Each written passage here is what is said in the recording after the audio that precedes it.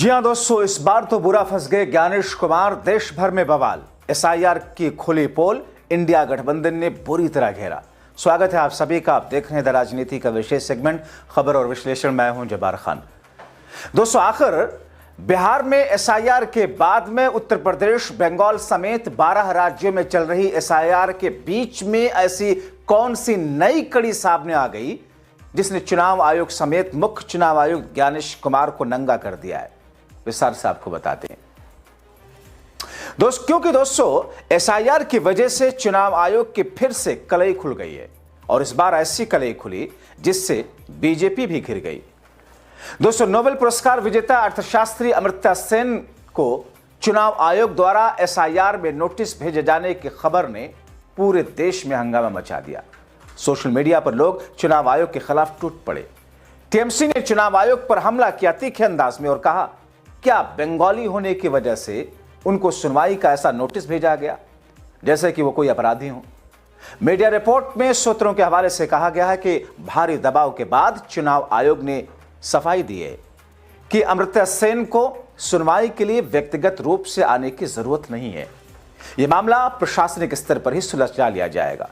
हालांकि इस बीच में अमर्त्य सेन के शांति निकेतन स्थित पैतृक घर पर नोटिस पहुंचा दिया गया था और इस नोटिस में लिखा है, आपके घोषणा पत्र के अनुसार आपके और आपके माता पिता के बीच आयु का अंतर 15 वर्ष से कम है, जो कि सामान्यतः अपेक्षित नहीं है और इसीलिए पिछले एसआईआर और मतदाता सूची के संदर्भ में इस दस्तावेज के माध्यम से स्पष्ट करने की जरूरत है।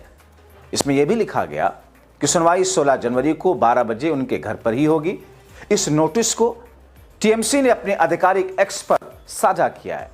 टीएमसी ने कहा कि एक नोबेल पुरस्कार विजेता पर कोई शक नहीं होना चाहिए कि वो देश के नागरिक है कि नहीं है, लेकिन क्या होगा अगर वो बंगाली हो? तो उसे ऐसे नोटिस भेजे जाएंगे जैसे वो कोई अपराधी हो। टीएमसी कहती है, अमर्त्य सेन के जबरदस्त काम आधुनिक इकोनॉमिक्स की नींव हैं। उन्होंने बंगाल और देश को बेमिसाल गौरव दिलाया। उनके विचारों को दुनिया भर की यूनिवर्सिटीज में पढ़ाया जाता है, फिर भी उन्हें एसआईआर सुनवाई का नोटिस जारी किया गया।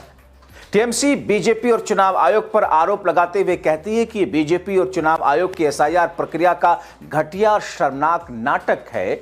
ये हमारे आइकॉन के कीचड़ में घसीटेंगे, हमारे गौरव को खराब करेंगे और इससे उनके बंगाल विरोधी बंटवारे और अपमान के एजेंडे को फायदा होता है। किसी भी हद तक वो गिर जाते हैं। उधर कांग्रेस ने चुनाव आयोग पर प्रहार करते हुए कहा, एसआईआर की धांधली को समझिए। चुनाव आयोग ने नोबेल पुरस्कार विजेता अमर्त्य सेन को अपनी नागरिकता साबित करने को कहा है। बाकायदा इसके लिए उन्हें नोटिस भेज दिया गया। ज्ञानेश कुमार ने चुनाव आयोग की साख पर बट्टा लगा दिया, वो भी सिर्फ इसलिए कि उन्हें अपने मालिक को, अपने आका मोदी को खुश करना है। अमर्त्य सेन को नोटिस भेजना दुखद है।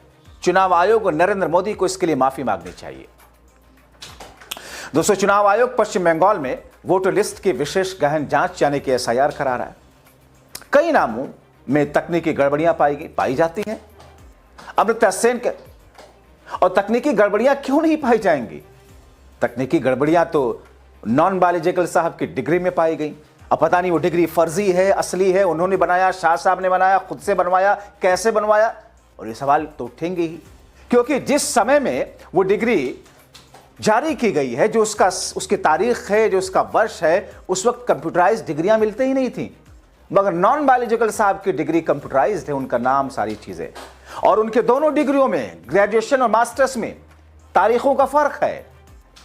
तो जो धांधलियां, जो गड़बड़ियां भारतीय जनता पार्टी के नेताओं के ऊपर, खुद प्रधानमंत्री के ऊपर जिसके आरोप लगते रहे, अब देश के उस शख्स के ऊपर जो बंगाल के रहने वाले हैं, जिनकी पहचान पूरी दुनिया में है, नोबेल पुरस्कार विजेता हैं, उनको अपनी नागरिकता साबित करने के लिए कौन?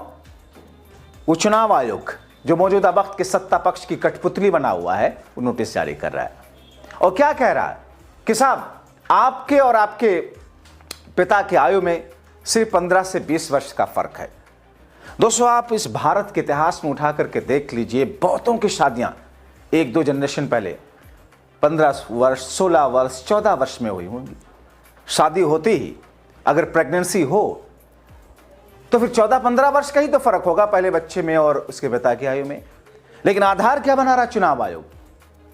दोस्तों, एक कहावत कही जाती है कि जब किसी चीज की बागडोर गंवारों के हाथ में चली जाती है या किसी का ऐसे एजेंडे को पूरा करने के लिए उनकी सारी बुद्धि भ्रष्ट हो जाती है, तो फिर ऐसी स्थिति होती है।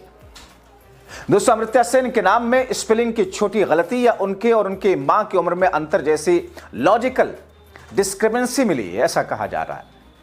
पहले तो मीडिया में सूत्रों के हवाले से खबरें आई कि चुनाव आयोग के एक अधिकारी ने कहा कि यह सिर्फ तकनीकी गलती है, इसे वोटर की योग्यता पर कोई असर नहीं पड़ता, बूथ लेवल ऑफिसर इसे प्रशासनिक तरीके से ठीक कर सकते हैं। हमने निर्देश दिए हैं कि ऐसी छोटी दिक्कतों को बिना विवाद के सुलझाया जाए। यह भी कहा गया कि आयोग ने साफ किया कि 85 साल से ज्यादा उम्र के बुजुर्गों को सुनवाई के लिए केंद्र पर आने की जरूरत नहीं। उनके मामले में चुनाव पंजीयक अधिकारी घर पर जाकर अन्य तरीके से सुलझा सकते हैं। इस खबर पर सोशल मीडिया पर तीखी प्रतिक्रिया आई। लोगों ने चुनाव आयोग को भला बुरा कहना शुरू किया। वरिष्ठ पत्रकार उमाशंकर सिंह ने लिखा, अमर्त्य सेन को एसआईआर की नोटिस, शर्म करो चुनाव आयोग। ऐसे बेशुमार पत्रकारों से लेकर बुद्धिजीवियों जो कि लोकतांत्रिक और संवैधानिक महत्व को समझते ही नहीं, उनके रक्षक भी हैं, मगर उन गोबर गणेश अंधभक्तों को इससे क्या फर्क पड़ेगा। उधर लोक गायिका नेहा सिंह राठौर ये वही हैं जिनको फिर से दोबारा से हिरासत में लिया गया था। नोबेल पुरस्कार विजेता अर्थशास्त्री अमर्त्य सेन को चुनाव आयोग ने एसआईआर से जुड़ा नोटिस भेजा। वो लिखती हैं कि जाहिलों, धूर्तों और सांप्रदायिक लोगों पर मेहरबान रहने वाली सरकार विद्वानों को पसंद नहीं करती। विक्रम नाम के यूजर ने लिखा, अब नोबेल पुरस्कार विजेता और देश की शान अमर्त्य सेन को भी नागरिकता का सबूत देने के लिए नोटिस भेज रहे हैं। आनंद फानन में की गई एसआईआर प्रक्रिया को इसने चुनाव आयोग के साख को गर्त में धकेल दिया। सोचिए कि जो व्यक्ति नोबेल पुरस्कार जीत चुका हो, उनको भी अब ये झेलना पड़ रहा है। अत्यंत दुखद। दोस्तों, यह घटना चुनाव आयोग की कार्यप्रणाली और संवेदनशीलता पर सवाल उठाती है। आलोचक कह रहे हैं, इतने बड़े सम्मानित व्यक्ति के साथ ऐसा व्यवहार दिखाता है कि प्रशासनिक प्रक्रिया में दूरदर्शिता की कमी है। कुछ लोग इसे राजनीतिकरण बता रहे हैं, खासकर बंगाल में जहां टीएमसी और बीजेपी के बीच तनाव है। तो दूसरी तरफ चुनाव आयोग का कहना है कि यह समान प्रक्रिया का हिस्सा है, किसी को निशाना नहीं बनाया जा रहा। लेकिन अमर्त्य सेन जैसे व्यक्ति का नाम आने से मामला सुर्खियों में आया है। जाहिर तौर पर यह स्थितियां दर्शाती हैं कि किस तौर पर, किस अंदाज में, किस तरीके से सत्ता पक्ष के सामने चुनाव आयोग रेंग नहीं रहा है, बल्कि सत्ता पक्ष के जूते चाट रहा है। और ऐसे सख्त, जिसे मैं आमतौर पर अपशब्द मानता हूं, लेकिन मौजूदा वक्त में सत्ता पक्ष के साथ साथ उनकी एजेंसियों के लिए इस्तेमाल करना पड़ रहा है, क्योंकि लोकतांत्रिक और संवैधानिक मूल्यों को अगर कोई भी कुचलने का प्रयास करेगा, चाहे वो किसी भी अदालत का जज हो, देश का प्रधानमंत्री हो, गृह मंत्री हो, विपक्ष का नेता हो या किसी आम दूसरी पार्टियों का नेता क्यों ना हो, वो मेरे नज़र में उस शख्स का न महत्व है न इज्जत है। और ये मैं डंके की चोट पर बोल रहा हूं। मगर दोस्तों, जरूरी है कि आप ये समझिए कि सरकार जो कुछ पॉलिसीज लेके आ रही है, क्या वाकई वो जनता के हित के लिए है?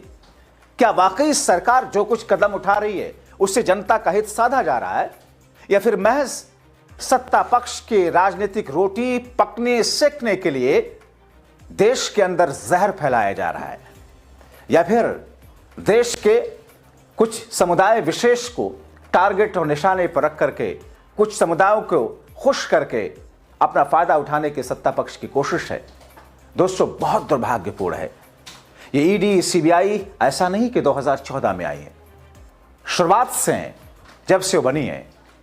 मगर आप उठा करके देख लीजिए, 95% केसेस में, 98% केसेस में विपक्ष के नेताओं के खिलाफ ही इस्तेमाल किया गया इसे मोदी और शाह के जरिए। क्या कहेंगे इसे? क्या कह सकते हैं? मैं तो अदालतों के ऊपर भी सवाल उठाता हूं, क्योंकि यह संविधान मुझे इस बात का अधिकार देता है कि जिस मामले को लेकर के, मुख्य चुनाव आयुक्त की नियुक्ति को लेकर के जिस मामले पर सुनवाई डे टू डे हियरिंग के साथ में खत्म हो जानी चाहिए थी, हमारे देश के सुप्रीम कोर्ट ने उस मामले को लटका रखा है। क्यों लटका रखा है? और फिर ऐसे में जब चुनाव आयोग सत्ता पक्ष के सामने सर झुका करके सारे अमल को दरामद करता है, सारे हुक्म को मानने लगता है, तो फिर ऐसे में विपक्षी या कि सत्ता पक्ष से जो लोग नहीं जुड़े हैं उनके साथ में ऐसी स्थितियां आना बहुत ही स्वाभाविक है। जागरूक रहिए, अपने हक को पहचानिए।